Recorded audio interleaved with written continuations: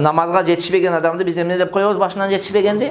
Масбук. 5 вакыттык намазда мисалга фарзга келип уюйн десең, экинчи рекетке келип уюп калдың. Рүкүгө чейин жетпедиң да. Сен бир рекет калып кетти десеңки, сен эмне деп аталат?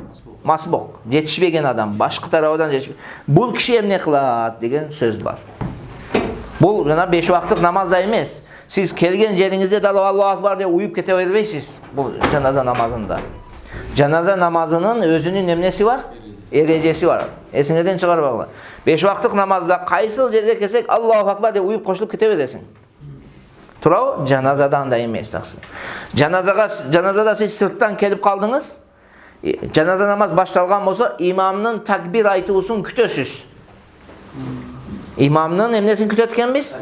Такбир айтуусун күтөбүз. Имам Аллаху акбар дегенде анан биз биринчи такбирибизди айтабыз. Түшүндүңүзбү?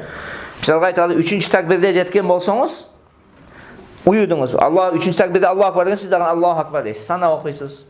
Ал башка дуаны окуйт. Кийин анан Аллаху акбар деп салам берет. Сиз 2 такбириңиз калды да.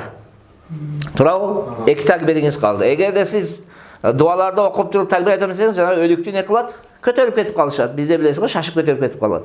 Ошон үчүн сиз дароо эмне кылып аласыз? Имам салам бергенден кийин Аллаху акбар, ассаламу алейкум рахматуллах, ассаламу алейкум рахматуллах токтоп коесуз. Демек сана менен дуа окуган. Окула албай калат. Эми көтөрүп кетишет да бизде. Түшүнүңүздөрбү? Айырмачылыгыны. Бирок бул качан? Эгерде сырттан келе калсаңыз, ошол жерде болуп такбир тахримадан кечигип калсаңыз, анда дароо айта берсеңиз боло берет. Ниет кылдым деп жоготуп алып, кайда баштан ниет кылдым деп ушундайлар болот го. Отурат ойлонуп, эмне ниет кылышты билбей эле, же болбосо билет да анан чаташып алышы мүмкүн. Көпкө туруп калат го такбир айтпай имам менен чогуу. Бул такбир айткыча имам экинчисин айтып коюшу мүмкүн да кээде. Мындай адам кошула берет. Жаназада сапта турат, бирок ниетти эмне кылды? Кечикти. Ниетти кечигип, имамдан кечигип такбир ал кошулуп кете берет. Любой жерден эмне кылып кете берет? Кошулуп кете берет. Бирок сырттан кокус келип калсаңыз, анда эмне кылат экенсиз? Имамдын такбир айтуусун күтөсүз.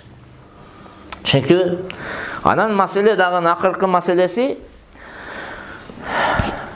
ушу жаназа намазынын эмнесинде жанагы акыркы такбирди айткандан кийин келип жетишсең эмне болот деген маселе бар. Эң акырда такбирде Аллаху акбар деди, сиз келип уюдуңуз. Абу Ханифанын эмесин көз карашы боюнча бүттү намаз. Сиз уюй албайсыз эми, кечиктиңиз жаназа намазга. Бирок Абу Юсуфтун көз карашы боюнча ошол такбирди айтасың да, көтөргүчө калган такбирлерди толуктап коесуз. Үчөөнү Аллаху акбар деп толуктап коесуз. Да салам бересиз. Түшүндүңүзбү? Фатва мына ушул сөзгө берилген.